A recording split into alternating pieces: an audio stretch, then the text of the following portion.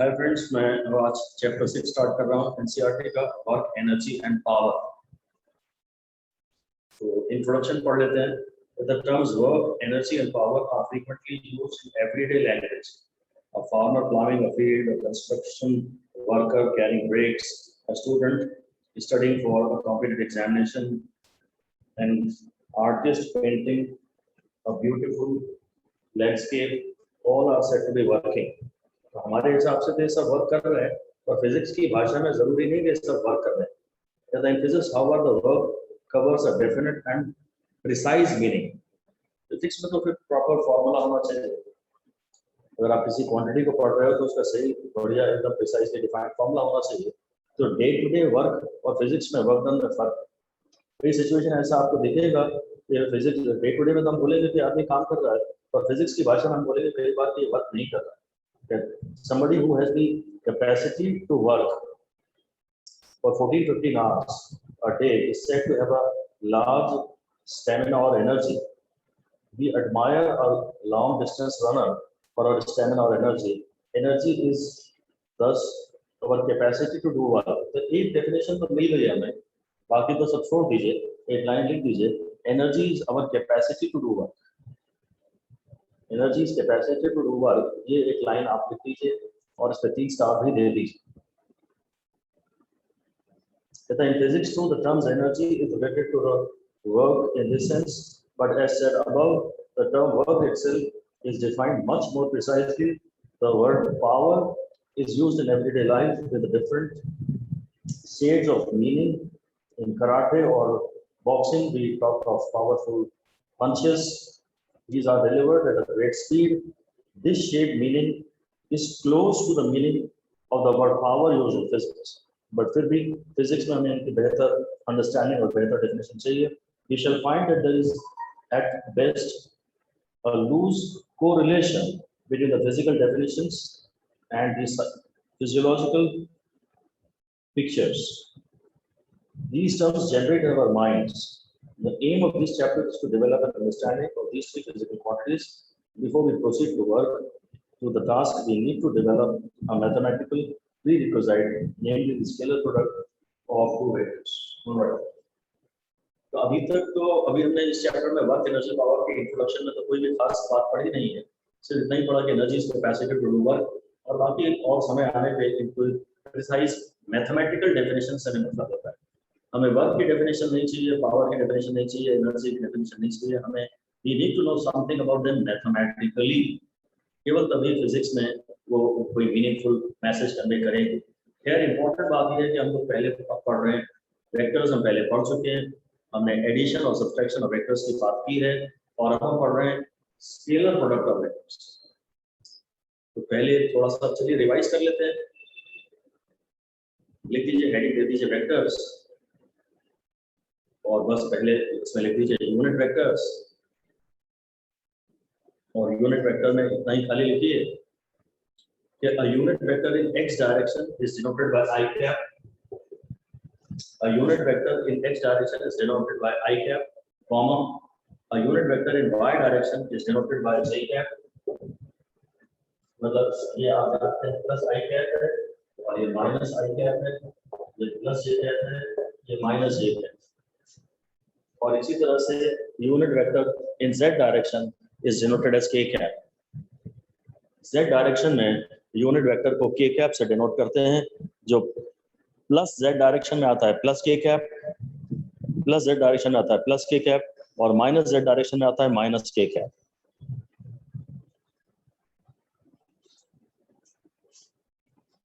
ये काफी इंपॉर्टेंट है। i और j और k का क्या मतलब है।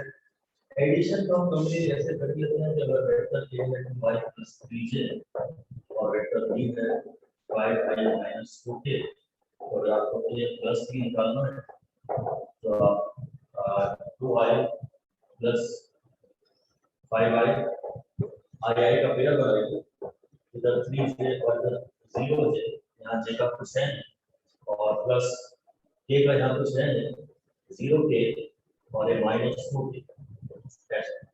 आई वाले टर्म्स को एक साथ ऐड कर दीजिए, जे वाले का एक पेयर बना के उन्हें ऐड कर दीजिए, और के वालों का एक पेयर बना के उन्हें ऐड कर दीजिए। इस तरह से vector A plus vector B हो जाता है 7i cap plus 3j cap minus 2j cap. और अगर आपको उसका मैग्नीट्यूड चाहिए ए प्लस बी, तो आप जानते हैं ये 7 square plus 3 square plus minus 2। ऐसे ही है कुछ वेक्टर एडिशन और वेक्टर सब्ट्रैक्शन एसेंशियली अब तक हमने पढ़े। हम सब में ऐसे आप लिख सकते हैं vector addition and subtraction we form pairs. In vector addition और subtraction we form pairs. We form pairs. इसका आई का पेयर, जे का पेयर और के का पेयर हम पेयर बनाते हैं और एक ब्रैकेट में सिमिलर टर्म्स को जो भी करना है ऐड या सब्ट्रैक्ट कर देते हैं।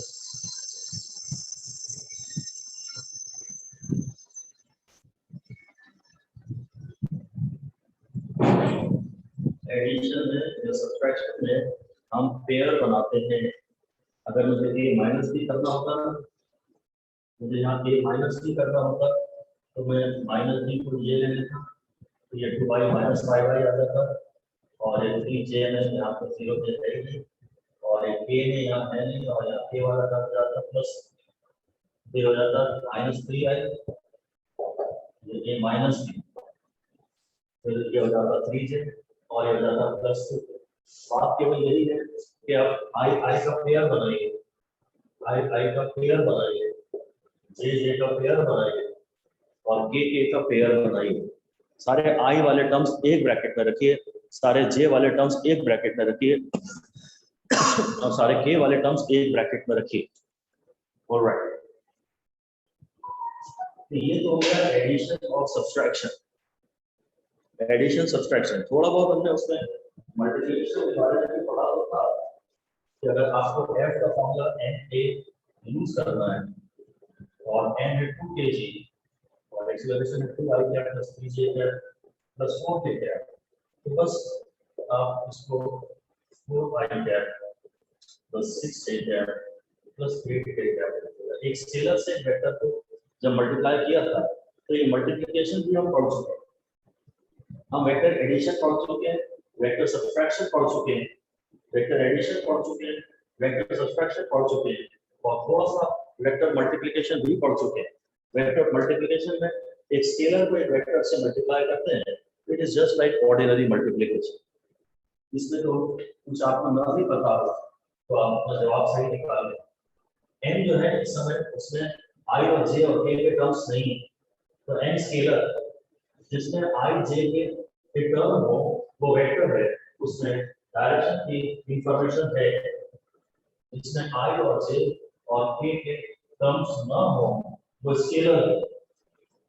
अब असली इंटरेस्टिंग बात पे आ रहे हैं, आप एडिट कर दीजिए multiplication of vectors. Multiplication of vectors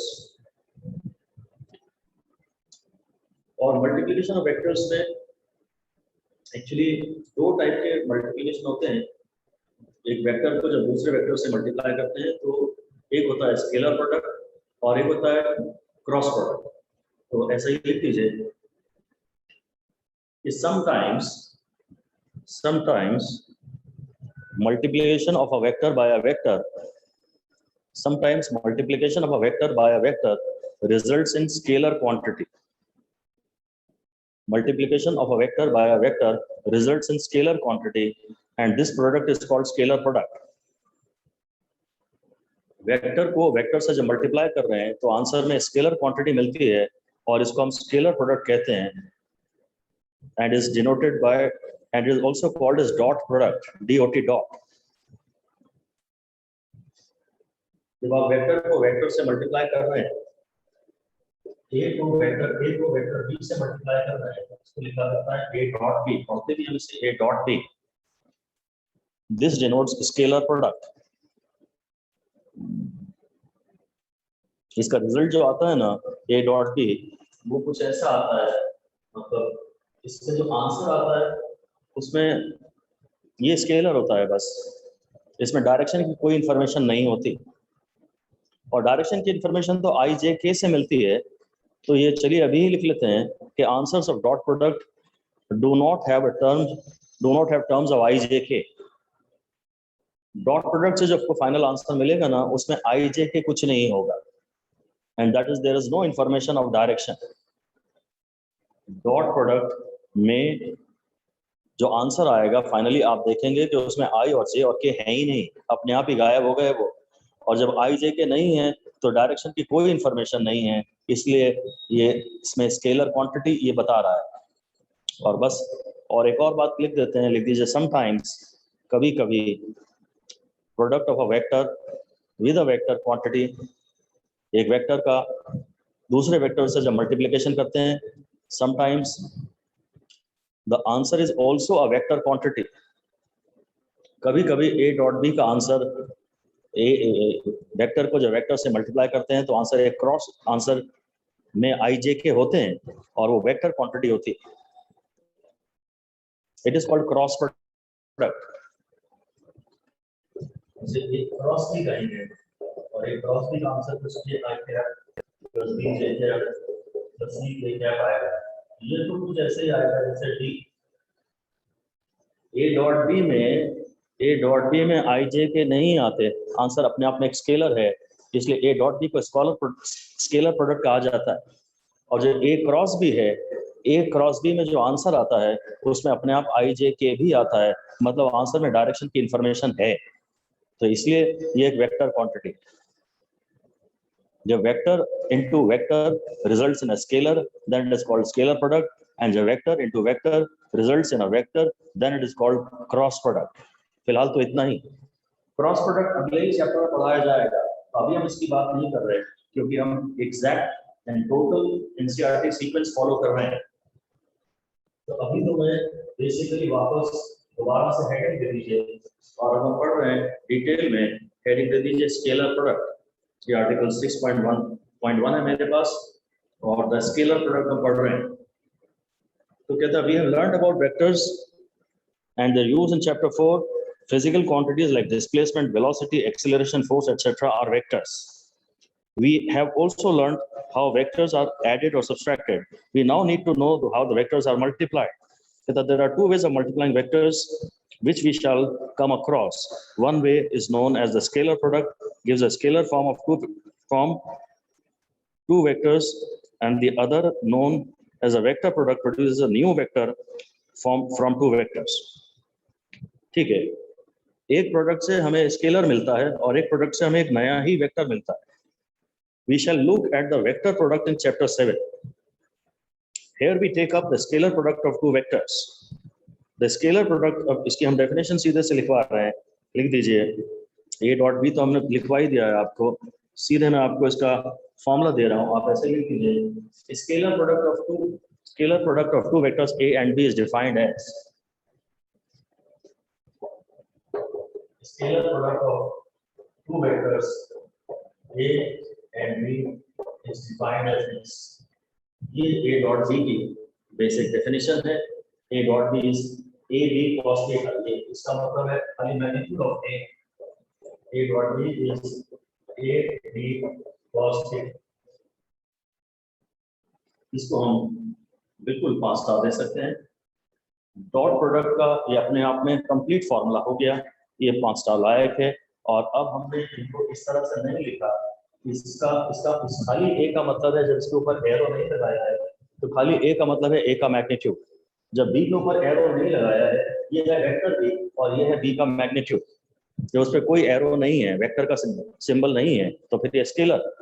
तो ए डॉट बी का formula A B cos theta, ये हमारे काम का है। थीटा हमेशा ही एक चिंता का विषय होता है, और 4 स्टार लगा के लिख लीजिए। Here theta is the angle. Theta is the angle between the two vectors involved. Theta is the angle between the two vectors involved.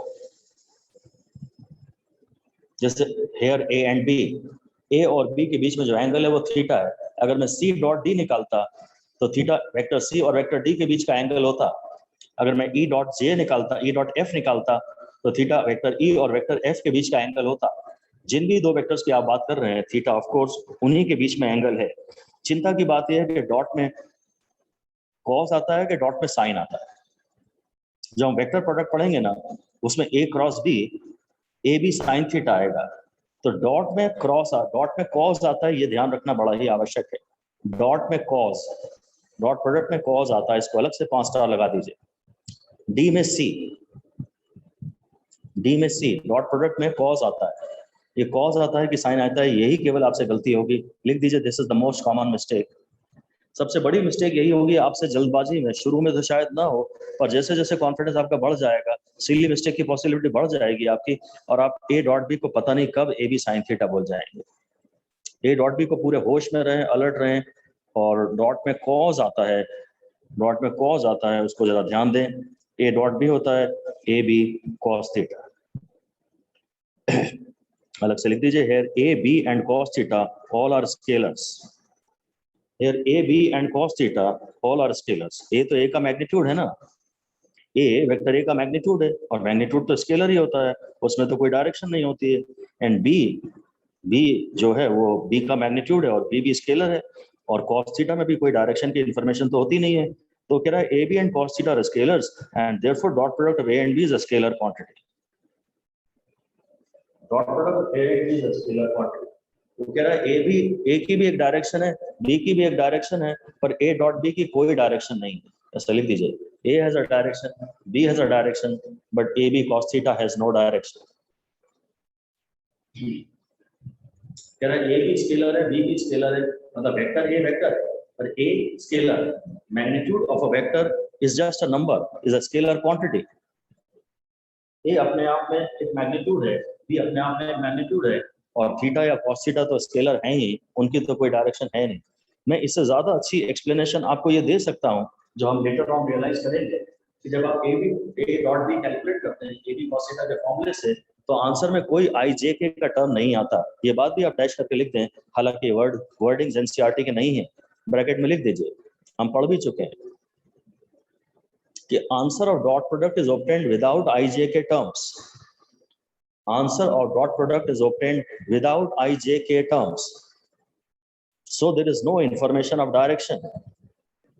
सिर्फ I और J और K ही हमें डायरेक्शन की इंफॉर्मेशन देते हैं, और हमारे आंसर में I या J या K नहीं है, इसलिए dot product of two vectors is a scalar quantity. Dot product of two vectors is a scalar quantity. इनमें से किसी भी बात पे मैंने कहीं कोई स्टार नहीं दिया है। सबसे ज्यादा स्टार मैंने इस बात पे दिया है कि ए डॉट बी का formula A B cos theta होता है, ए बी साइन थीटा नहीं होता है। उस वार्निंग पे ज्यादा ध्यान देना है आपको।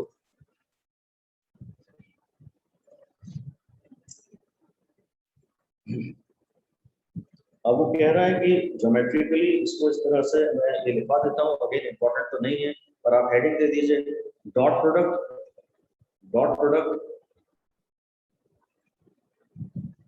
In terms of projection, in terms of projection. Dot product को प्रोजेक्शन के टर्म्स में एक्सप्रेस कर रहे हैं, ये काम की बात तो नहीं है ज़्यादा। स्कूल लेवल पे शुरुआत में थोड़ा बहुत ध्यान देने लायक है, अदरवाइज कोई खास बात नहीं। तो कह रहा है ये ए है और ये बी है, और ये बीच में एंगल थीटा है। तो कह रहा है आप अब बी को रिजॉल्व करो, जो इंक्लाइंड वेक्टर होता है नॉर्मली हम उसी को रिजॉल्व करते हैं, हम बी को रिजॉल्व करते हैं। तो बी को रिजॉल्व करने के लिए यहाँ से ना एक परपेंडिकुलर ड्रॉ करते हैं, draw a perpendicular from b on a, ये 90 डिग्री है, नहीं वो है और ये सी है, तो जो ओसी है, उसकी लेंथ बी cos थीटा, इसको बोलते हैं प्रोजेक्शन। ये जो बी cos थीटा वाला कंपोनेंट है, b cos theta is the projection of b on a in the direction of A.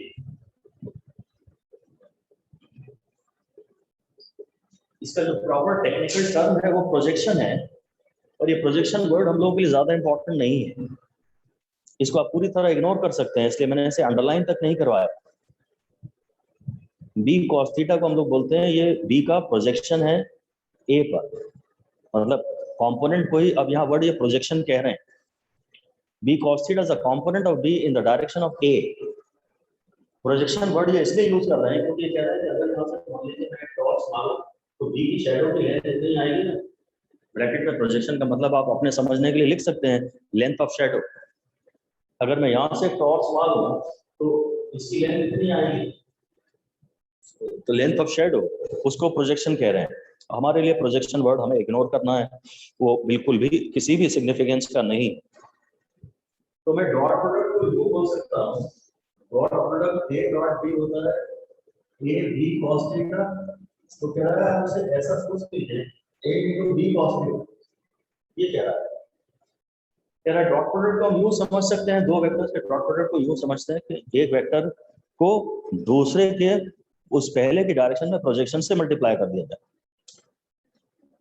Product of B cos theta and A, product of B cos theta and A is called dot product. मैं language लिखवा देता हूँ, पर ये projection वाली बात बिल्कुल ignore की जाए, कुछ भी मतलब नहीं है। अब जो एनसीईआरटी ने लिखा है मैं लिखवा देता हूँ। इसी को वो पहले एक और भी बात कहता है कि आप इसी को ऐसा भी लिख सकते हैं, आप बी इंटू ए cos थीटा भी लिख सकते हैं, आप बी इंटू ए cos थीटा भी लिख सकते हैं। ठीक है, ये अगर चलिए बी में नहीं ले लेता हूँ और ये ए है और ये थीटा है, ये a cos थीटा है, अब खाली इस डायरेक्शन में कंसीडर करिए तो b into a cos theta भी लिखा जा सकता है। मतलब ये कह रहा है कोई भी एक वेक्टर ले लो और दूसरे वेक्टर का प्रोजेक्शन पहले वेक्टर की डायरेक्शन में ले लो और इन दोनों को मल्टीप्लाई कर दो। b into a cos theta भी a डॉट b ही है। जब ये a b cos थीटा है, आप इसे a b cos थीटा लिखें या b a cos थीटा लिखें, बात तो एक ही है। तो ये डायग्राम भी एनसीईआरटी ने बनाया है, इसलिए हम बना दे रहे हैं, वरना इसका कोई सिग्निफिकेंस नहीं है। अब आप a से एक परपेंडिकुलर ड्रॉ करिए b, ए से परपेंडिकुलर ड्रॉ करिए बी पर, और ये जो लेंथ होगी ये ए का कंपोनेंट है बी की डायरेक्शन में, और कोने से जहां से एंगल थीटा बनता है वहां कॉस कंपोनेंट आता है। जिस डायरेक्शन से एंगल थीटा दिया होता है, शर्त यह है कि परपेंडिकुलर ड्रॉप करना चाहिए आपको। ए से परपेंडिकुलर ड्रॉप करिए बी के ऊपर, तो ये जो लाइन है ये ए का कॉस थीटा।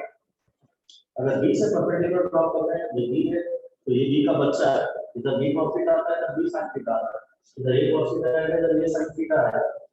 कोने में cos और साइड में sin, मेन वेक्टर बीच में आता है, एक बाजू cos कंपोनेंट आता है, एक बाजू sin कंपोनेंट आता है, जहां से एंगल थीटा दिया हो वहां cos कंपोनेंट आता है।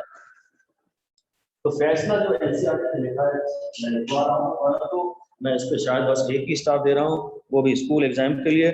ऐसा लिख दीजिए आप कि a dot B is a product of magnitude of a, या तो हम डायरेक्टली ये लिखते हैं a dot B is a product of magnitude of one vector and the component of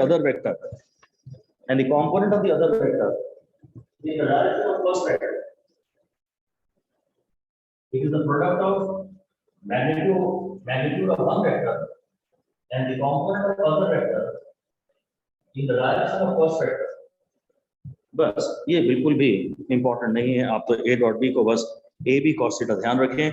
ये कह रहा है आप चाहे a को b cos थीटा से मल्टीप्लाई करें, चाहे b को a cos थीटा से मल्टीप्लाई करें, बात एक ही है। बस तो आप हेडिंग दे सकते हैं, एक हेडिंग दे दीजिए कि dot product obeys commutative law,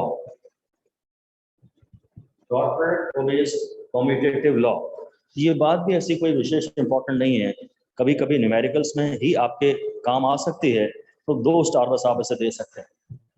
dot product commutative law को ओबे करता है। कम्यूट ब्रैकेट में लिख दीजिए, commutative, commute means to alter, commute means to alter, और कम्यूटेटिव लॉ का मतलब है the order can be reversed, the order can be reversed.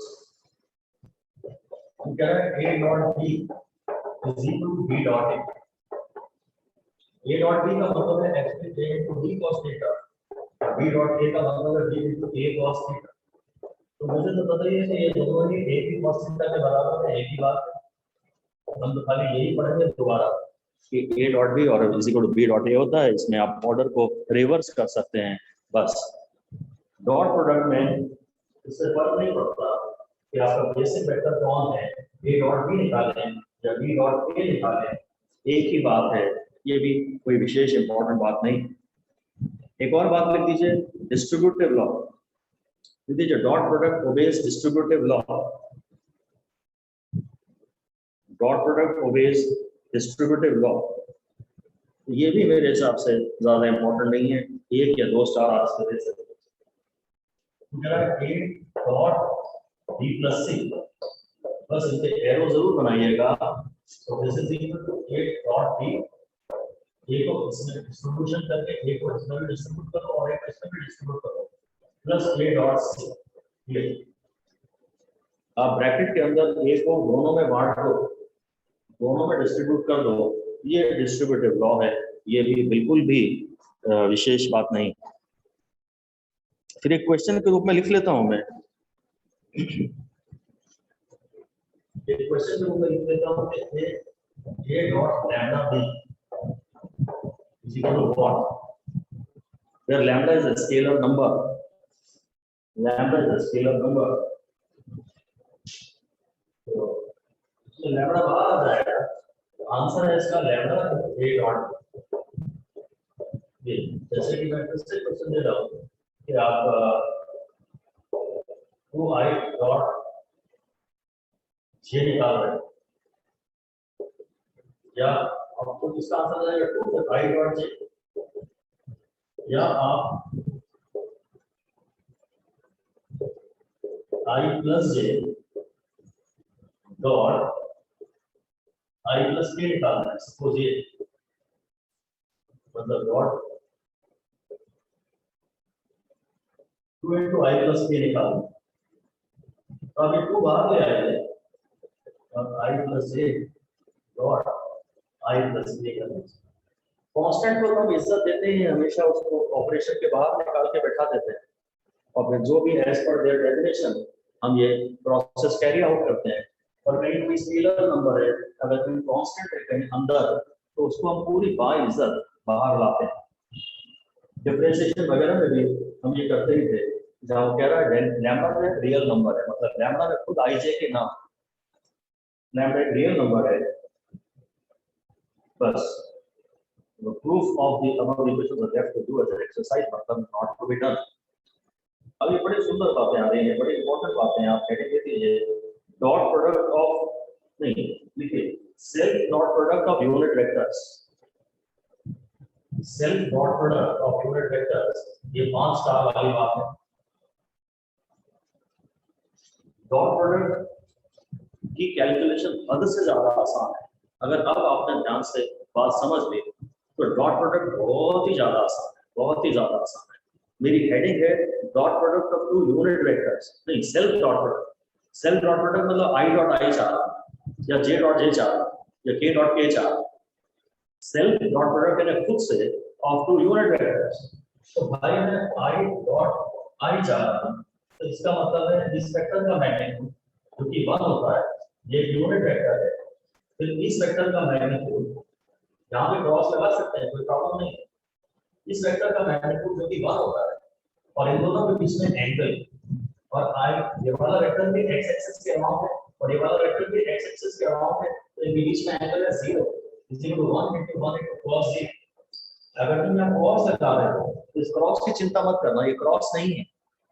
तो यहाँ पर क्या लिखा है वो ध्यान देना, अगर क्रॉस लिख रहे हो तो ये मत बोलना कि आपको डॉट ही लिखना चाहिए था, डॉट भी लिख सकते हो पर ये सिग्निफिकेंस का नहीं है। सिग्निफिकेंस का केवल ये i डॉट i यानी इसका मैग्नीट्यूड है 1, ये यूनिट वेक्टर इसका नाम है, क्योंकि इसका नाम है यूनिट वेक्टर तो इसका मैग्नीट्यूड है 1, इसका भी मैग्नीट्यूड 1 और इनके बीच में एंगल जो है उसका cos थीटा मैं लूंगा। अब i यानी x एक्सिस के अराउंड यूनिट वेक्टर, ये भी x एक्सिस के अराउंड यूनिट वेक्टर है, जब ये भी x एक्सिस के अराउंड है और ये भी x एक्सिस के अराउंड है तो इन दोनों के बीच में एंगल है 0, ये हो जाएगा i cos 0 और cos का ग्राफ में बना ले तो cos 0 होता है 1, ये हो जाएगा 1 into 1 into 1। तो इस तरह से i डॉट i की वैल्यू आ रही है 1, इसी तरह से j डॉट j भी 1 आएगा और k डॉट k भी 1 आएगा। ये बस इतना सा आपको याद रखना, चाहे आप इसको डेरिवेशन से सपोर्ट करें चाहे आप इसे रटें, अगर ये आपको याद है तो डॉट प्रोडक्ट आप बहुत ज्यादा एंजॉय करने वाले हैं। डॉट प्रोडक्ट तो बहुत ज्यादा आसान है, क्रॉस प्रोडक्ट जरूर थोड़ा सा टफ पड़ता है स्टूडेंट्स को पहले पहले, पर dot product is real real real fun.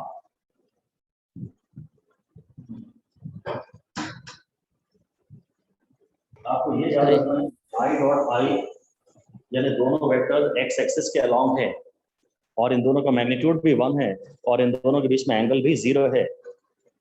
Self dot product unit vectors का, सेल्फ मतलब आई का आई से और जे का जे से और के का के से, यूनिट वेक्टर्स का सेल्फ डाला डॉट प्रोडक्ट 1 आता है। आई डॉट आई का मतलब हुआ 1 1 cos 0। जे डॉट जे में दोनों वेक्टर्स वाई एक्सिस के अलॉन्ग हैं तो इन दोनों के बीच में एंगल है 0। के डॉट के ये दोनों वेक्टर्स यूनिट वेक्टर्स हैं जेड एक्सिस के अलॉन्ग तो इनके बीच में एंगल है 0 और cos 0 की वैल्यू होती है 1।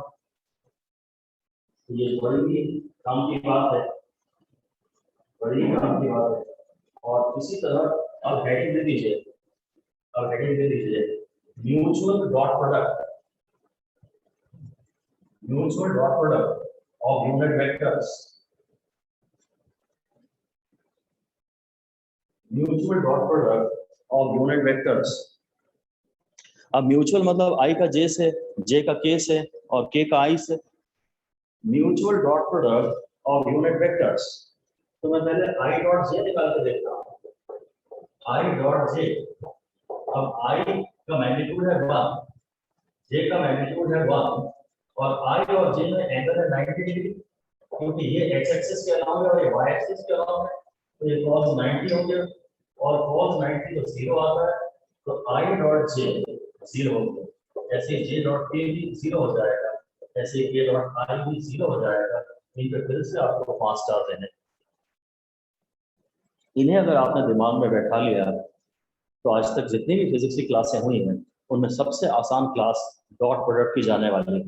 इनके नाम का फोबिया होता है और ये वास्तव में बड़ा ही एंजॉयिंग डिस्कशन है। आपको सब भूल जाना है, सब भूल जाना है, बस इतना ही याद रखना है कि यार अगर मैं आई डॉट जे निकालूंगा तो ये होगा 1 1 cos 90 और cos 90 तो 0 होता है। हमें तो ये याद रखना है कि जो भी परपेंडिकुलर वेक्टर्स हैं, जो भी परपेंडिकुलर वेक्टर्स हैं उनका डॉट प्रोडक्ट 0 होता है। ये लाइन शायद 8 9 10 स्टार लगा के लिख दीजिए आप, 5 स्टार और 5 स्टार लगा दीजिए कि dot product of perpendicular vectors is 0। इसको अपना स्लोगन बना लीजिए और बस आज के दिन 2-4 दिन तक बस ये डायलॉग बार-बार बोलते रहें, dot product of perpendicular vectors is 0। जो परपेंडिकुलर डायरेक्शन में जा रहे हैं उन दोनों में दोस्ती नहीं होती। दोस्त प्रोडक्ट, डॉट प्रोडक्ट को आप दोस्त प्रोडक्ट पढ़िए तो परपेंडिकुलर डायरेक्शन में जो जा रहे हैं उनमें काय की दोस्ती, उनका डॉट प्रोडक्ट 0 होता है। परपेंडिकुलर डायरेक्शन में जो जा रहे हैं वो बस अब कभी मिलेंगे नहीं। परपेंडिकुलर वेक्टर्स में जा रहे हैं, इनकी दोस्ती खत्म। Perpendicular vectors of dot product is 0। या आप जैसे भी याद रख सकते हो। मैं अगर आपको अब तक की समरी दूं तो समरी ये है कि a डॉट b हो या b डॉट a हो, एक ही बात है। आप चाहो तो उसे a b cos थीटा कह लो और आप चाहो तो उसे b a cos थीटा कह। मैं ये सब लॉ लिखवाने के फेवर में नहीं हूँ कि कम्यूटेटिव लॉ भी ओबे होता है यहाँ पर और डिस्ट्रीब्यूटिव लॉ भी ओबे होता है। ये सब हम समझने में अगर उड़ा ही देंगे, उड़ा ही देना चाहिए हमें, ये सब में मैं इंटरेस्टेड नहीं। बेसिक फॉर्मूला डॉट प्रोडक्ट का ये है और फिर शायद सीधे i dot i is equal to j dot j is equal to k dot k is equal to 1 और i dot j is equal to j dot k is equal to k dot i is equal to c. Self में आ जाता है 1, self में आ जाता है 1 और परपेंडिकुलर वेक्टर्स के म्यूचुअल डॉट प्रोडक्ट 0 आता है। यह म्यूचुअल डॉट प्रोडक्ट 0 हो जाता है। ऐसा ही कुछ बस इसेंशियली काम की बात है। ये बेसिक फॉर्मूला ये है, आपको इससे भी ज्यादा ये काम आएगा, इससे भी ज्यादा ये काम आएगा। एक्चुअली ये सारा जाम, ये पूरी मंत्र, डॉट प्रोडक्ट निकालने का पूरा मंत्र बेसिकली सिर्फ ये है। अगर आप ये भी भूल जाते हैं तो कोई फर्क नहीं पड़ता। आई डॉट आई में कंफ्यूज ना हो, किसी तरह से उसे याद करें। आई डॉट आई भी 1, जे डॉट जे भी 1, के डॉट के भी 1। और अगर डाउट आ रहा है तो फील करें, लॉजिक लगाएं। आई डॉट आई इज 1 1 cos 0 क्योंकि आई डॉट आई में एंगल 0 है। आई डॉट आई यानी दोनों वेक्टर्स एक्स एक्सिस के अलॉन्ग है तो एंगल 0 है। जे डॉट जे यानी दोनों वेक्टर्स वाई एक्सिस के अलॉन्ग है, उनके बीच में एंगल 0 है। आई डॉट जे यानी दोनों वेक्टर्स के बीच में एंगल 90 है। आई ये जो है एक्स एक्सिस के अलॉन्ग है और जे जो है वो वाई एक्सिस के अलॉन्ग है, तो आई डॉट जे में एंगल 90 होता है और cos 90 की वैल्यू ध्यान रखिए 0। साइन का ग्राफ ऐसा होता है और cos का ग्राफ ऐसा होता है, cos 0 की वैल्यू 1 होती है और cos 90 की वैल्यू 0 होती है। फिर एक और बात रही, dot product of perpendicular vectors is equal to 0। Dot product of perpendicular vectors is 0, ये सबसे इंपॉर्टेंट बात है, इसी से ये बात क्लियर हो जाएगी। परपेंडिकुलर वालों का दोस्ती नहीं होती, जो साथ चले, जो पैरेलल में चले, उनमें दोस्ती होती है, उनमें दोस्ती का प्रोडक्ट मिलता है मैक्सिमम उन्हें। जो परपेंडिकुलर डायरेक्शन में जा रहे हैं उनमें काहे की दोस्ती, जिनके अब रास्ते अलग अलग हो गए, ऑपोजिट नहीं हो गए, अलग अलग हो। ऑपोजिट मतलब लड़ाई, उल्टे चलनी। परपेंडिकुलर डायरेक्शन में जा रहे हैं, इनकी काय की दोस्ती, इनकी काय की दोस्ती, इनका डॉट प्रोडक्ट 0 होता है। हालांकि बेसिक्स से हर बार डिराइव कर ले तो ज्यादा अच्छा है। अगर ए और बी में एंगल 90 डिग्री है तो ए डॉट बी है ए बी cos 90। ऐसा जब क्वेश्चन लिख दो फिर से, the angle between A and B is 90 degree, तो कैलकुलेट A डॉट B, तो आंसर आएगा ए बी cos 90 और इसलिए आंसर है Z। एक्चुअली तो ये बहुत ज्यादा एप्लीकेशन ओरिएंटेड बात है। अगर कभी भी वो कहता है दो वेक्टर्स दे दिए उसने कि इनके बीच में एंगल बताओ, इनके बीच में एंगल बताओ, तो उम्मीद यही है कि इनके बीच में एंगल शायद 90 डिग्री आ रहा होगा।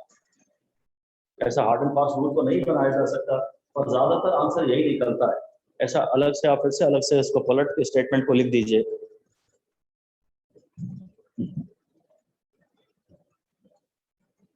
कैसा लिख दिए बस कि in a numerical if we are asked to find angle between two vectors, in a numerical if we are asked to find angle between two vectors, then we must express both of them in ijk form. Then we must express both of them in ijk form and take their dot product. उन दोनों vectors को सबसे पहले IJ के form में express करो, फिर उनका डॉट प्रोडक्ट लो, and if it comes out to be zero, then the angle between them is 90 degree.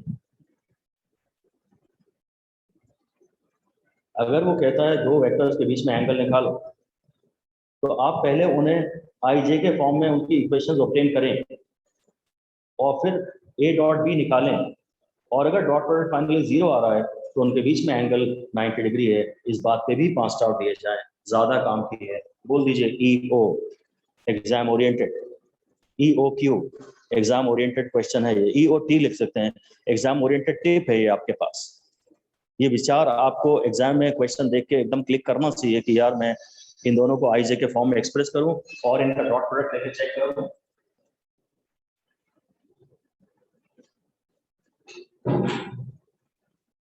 सवाल पढ़ते ही साथ आपको यही आना चाहिए कि ये ट्राई करके मैं देखता हूं। फिर अब आप हेडिंग दे दीजिए dot product of two vectors, dot product of two vectors in terms of their components, dot product of two vectors in terms of their components. ये भी बहुत ही प्यारा डिस्कशन। ये कह रहा है भाई जो वेक्टर ए है ना, इसको आप ax i cap plus a y j cap plus a z k cap लिख लीजिए। वेक्टर ए का i डायरेक्शन में, x डायरेक्शन में कंपोनेंट ax है, y डायरेक्शन में कंपोनेंट है, z डायरेक्शन में कंपोनेंट है। और वेक्टर b भी उसका एक कंपोनेंट x डायरेक्शन में है, एक कंपोनेंट y डायरेक्शन में है और एक कंपोनेंट z डायरेक्शन में। एक तो z पे हमेशा क्रॉस करिए, नहीं तो z आपको कुछ जैसा लगेगा, और ये j भी ऐसा समझ बना दीजिए जैसे कोड हो गया, कोबरा निकल आया, जे ऐसा बढ़िया क्लियर बने, नहीं तो कहीं कहीं दिक्कत में फंस जाएगा। आई और जे में चीजें आपकी मिक्सअप हो जाए। जब आप ए डॉट बी करेंगे ना, जब आप ए डॉट बी करेंगे तो एक्चुअली आप x I cap plus a Y J cap plus a Z के कैप डॉट एक्स आई कैप प्लस बी वाई जे कैप प्लस बी जेड के कैप ऐसा करेंगे।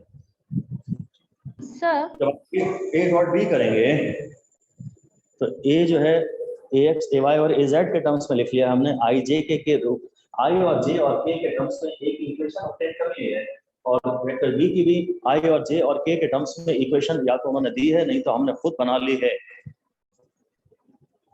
अब जब ये आप मल्टीप्लाई करेंगे डिस्ट्रीब्यूटिव लॉ लगा के, तो आपके पास 9 टर्म्स आएंगे।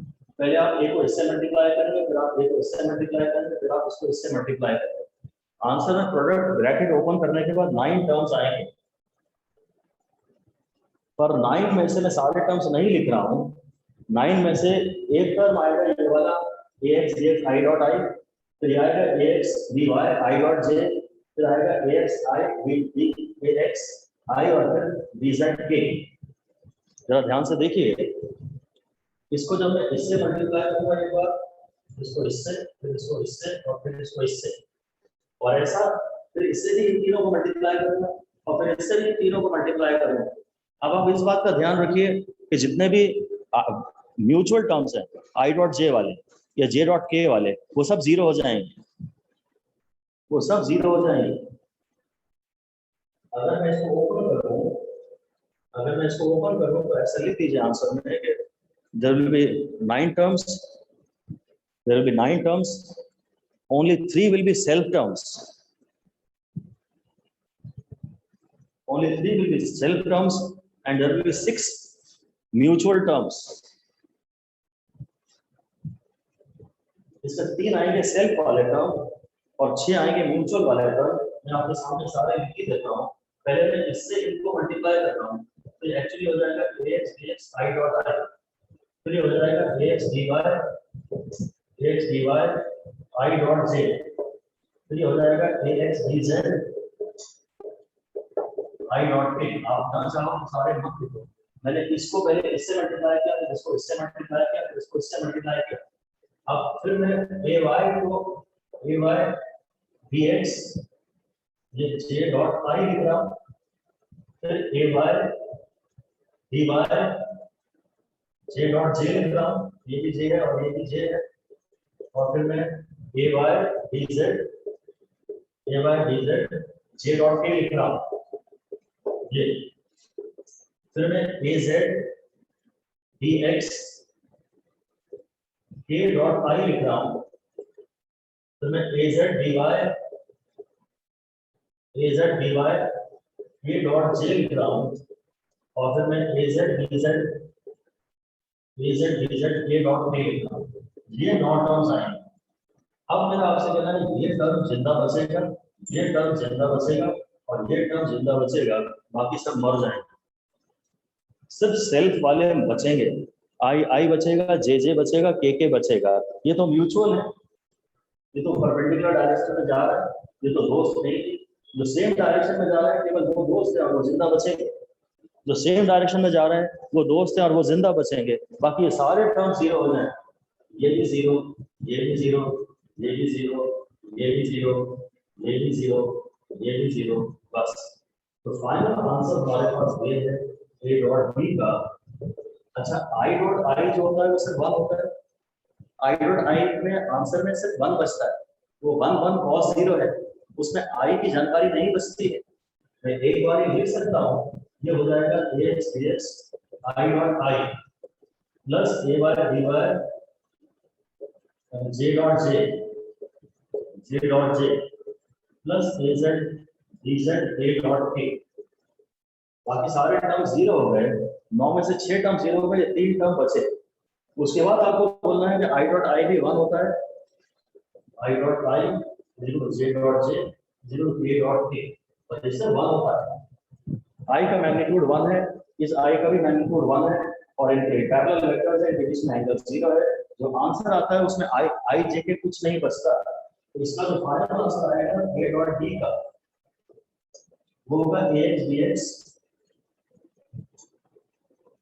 Plus a y d Y plus a z d Z. ये हमें ये ध्यान रखना है बस। सारा डेरिवेशन आप दोबारा मत करिएगा, बिल्कुल बिंदास छोड़ दीजिएगा, केवल हम कुछ इसके स्टेप्स लिख लेते हैं, उन पे फोकस कीजिएगा। एक बार आप सारा डेरिवेशन देख चुके हैं, अब केवल इस पे फोकस करिए। और पहले तो यही लिख दीजिए कि in the answer there is no term of i j k. Answer में आई जे के का टर्म कहीं है ही नहीं, so there is no information of direction. सिर्फ आई जे के हमें डायरेक्शन की जानकारी देते हैं, आंसर में डायरेक्शन की कोई जानकारी है ही नहीं। एंड देयरफॉर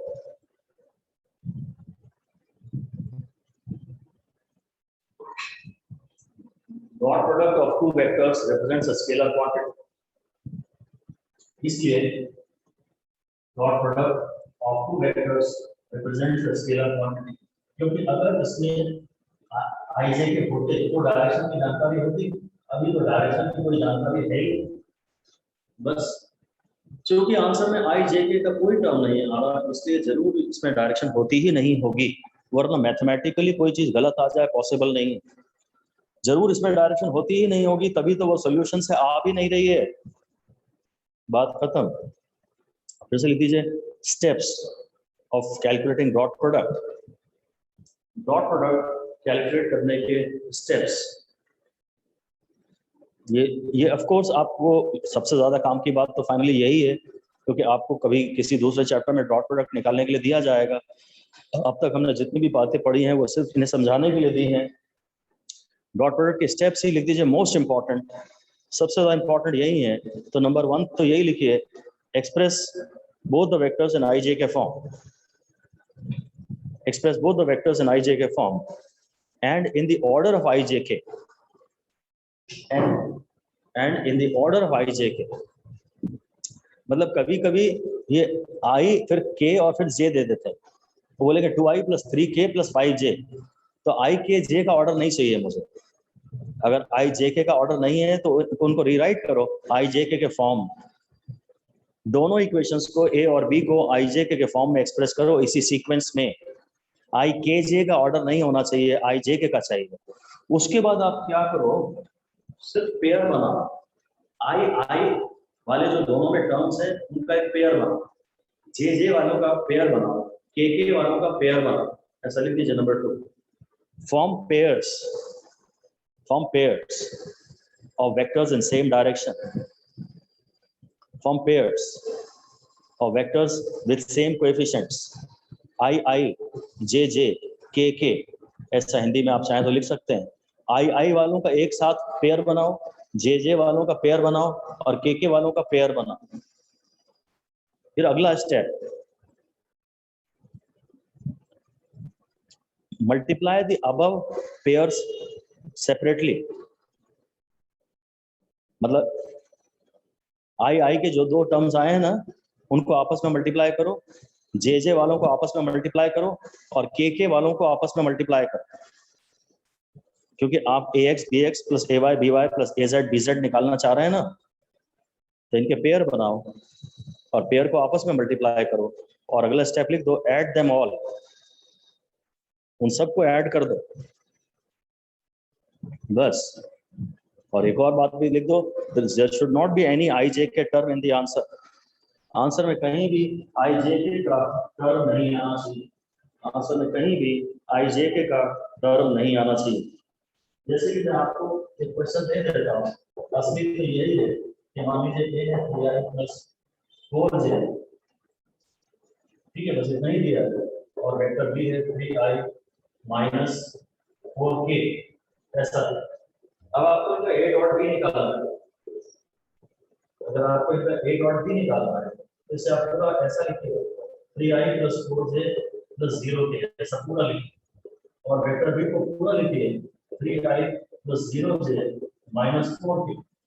अब जब आप a डॉट b निकालेंगे ना, तो आप इन दोनों का पेयर बनाइए, इसको लेके 3 × 3, फिर इन दोनों का पेयर बनाइए, इसको लेके 4 × 0, और के वालों का पेयर बनाइए 0 × -4, और इन सबको आपस में ऐड कर दीजिए।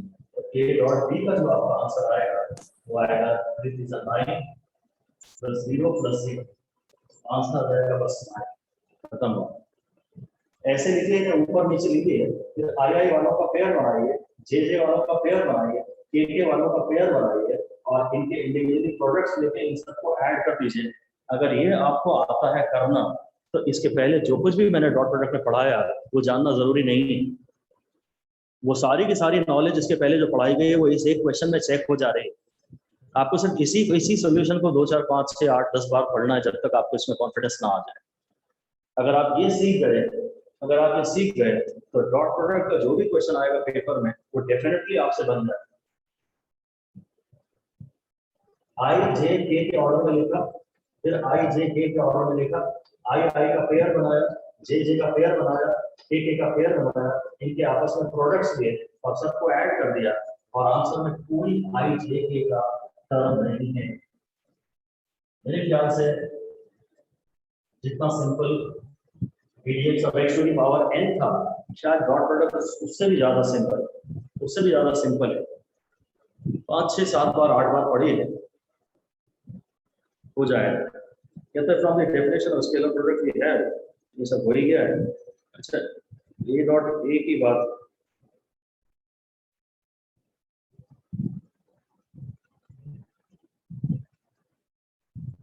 ए डॉट ए अलग से अगर हम पूछे तो हम लिखवा देते हैं आपको कि ए डॉट ए, क्वेश्चन लिख लीजिए find the value of A dot A.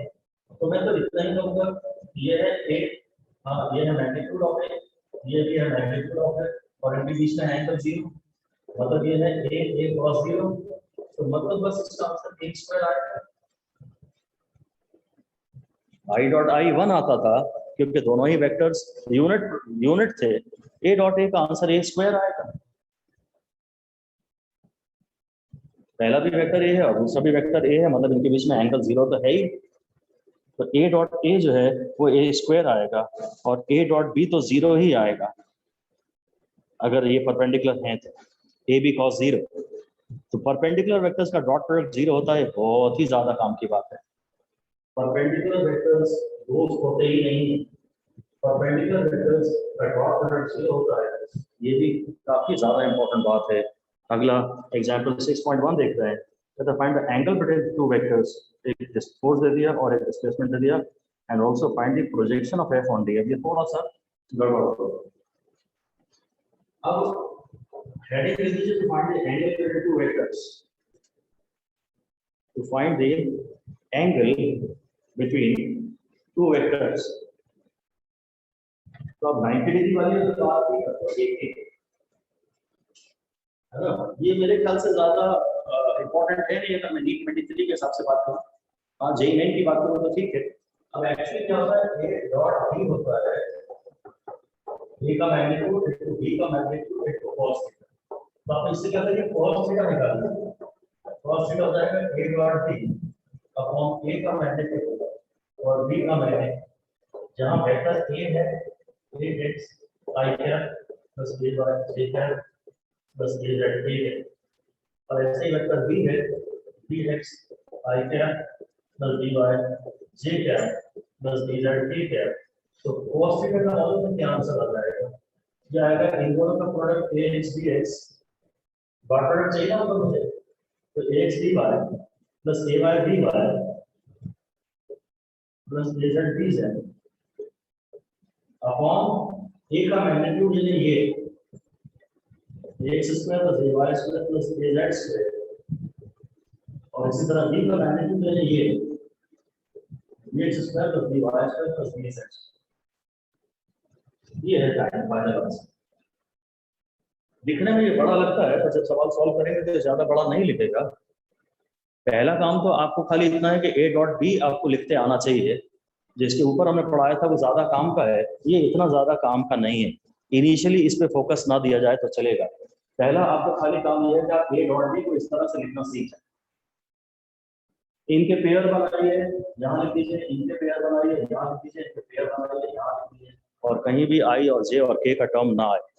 फिर मैग्नीट्यूड ऑफ a यानी ये 3D वेक्टर और मैग्नीट्यूड ऑफ b यानी ये वाला 3D वेक्टर, इसको सॉल्व करके आप दोनों वेक्टर्स के बीच का एंगल आराम से कैलकुलेट कर सकते हैं। और अगर ये क्वेश्चन आ ही जाता है मेडिकल में तो ज्यादातर इसका आंसर 0 निकलेगा। cos थीटा का आंसर 0 आएगा, मतलब थीटा का आंसर 90 डिग्री आएगा। अगर डॉट प्रोडक्ट 0 आ रहा है, अगर पूरा का पूरा न्यूमरेटर ही 0 आ रहा है, डॉट प्रोडक्ट ही 0 आ रहा है, तो दोनों वेक्टर्स एक दूसरे के परपेंडिकुलर हैं, मैं एग्जाम्पल 6.1 कह रहा हूँ आपको। f है 3i plus 4j, f है 3i plus 4j plus -5k और एक डिस्प्लेसमेंट वेक्टर दिया है b दिया है, डिस्प्लेसमेंट दिया है 5i plus 4j plus 3k, 5i plus 4j plus 3, ये आपको इन दोनों वेक्टर्स के बीच में एंगल निकालना है। आपको इन दोनों वेक्टर्स के बीच में एंगल निकालना है। तो मैं तो ये बोलूंगा भाई f डॉट a हो जाएगा f d cos थीटा और cos थीटा हो जाएगा f dot d upon f into d। खाली f का मतलब है f का मैग्नीट्यूड। f डॉट d हो जाएगा 5 to the 15 plus 4 to the 16 और minus 5 to the 50 upon f हो जाएगा under root 3 square plus 4 square plus minus 5 का स्क्वायर और d का मैग्नीट्यूड हो जाएगा ये 5 square plus 4 square plus 3 square। ये बस इतने ही मेन स्टेप है, इतने ही मेन स्टेप है। ऊपर ये आ गया 16 और 5 9 plus 16 25 25 plus 25 50, ये रूट 50 हो गया और ये भी रूट 50 हो गया, ये 16/50 हो गया यानी 8/25 हो गया। तो ये 4 से मल्टीप्लाई और डिवाइड कर तो ये 22/100 हो गया। तो cos थीटा की वैल्यू आ गई 0.32। थीटा को फिलहाल इतना लिख छोड़ देंगे तो theta is cos inverse of 0.32। बस यही आंसर, इतना ही आपको निकालना है। इस वाले पार्ट में अगर इनिशियली कॉन्फिडेंस नहीं आता तो इसे आप इग्नोर मार सकते हैं शुरू में, इसको आप इग्नोर मार सकते हैं। हालांकि है कुछ भी नहीं, f डॉट d ऐसी पूरी इक्वेशन लिखिए, उसमें से cos थीटा निकालना है। ऊपर डॉट प्रोडक्ट आएगा जो कि i का पेयर होगा, फिर j का पेयर होगा, फिर k का पेयर होगा, सब में से i j के ड्रॉप करके सबको ऐड कर दूंगा। फिर खाली f का मैग्नीट्यूड में ये और खाली d का मैग्नीट्यूड में ये पाइथागोरस थ्योरम का एक्सटेंशन थी वेक्टर्स के लिए। और थीटा को कितना लिखते हैं हम इसके आगे छोड़ दिए, थीटा कितने डिग्री है ये निकालने की हम चेष्टा नहीं करेंगे। इन्होंने एक बात और कही है जो कि आंसर में कहीं लिखी भी नहीं है। पार्ट बी है सवाल का, find the projection of f on d। Part b लिख लीजिए, find the projection of f on d।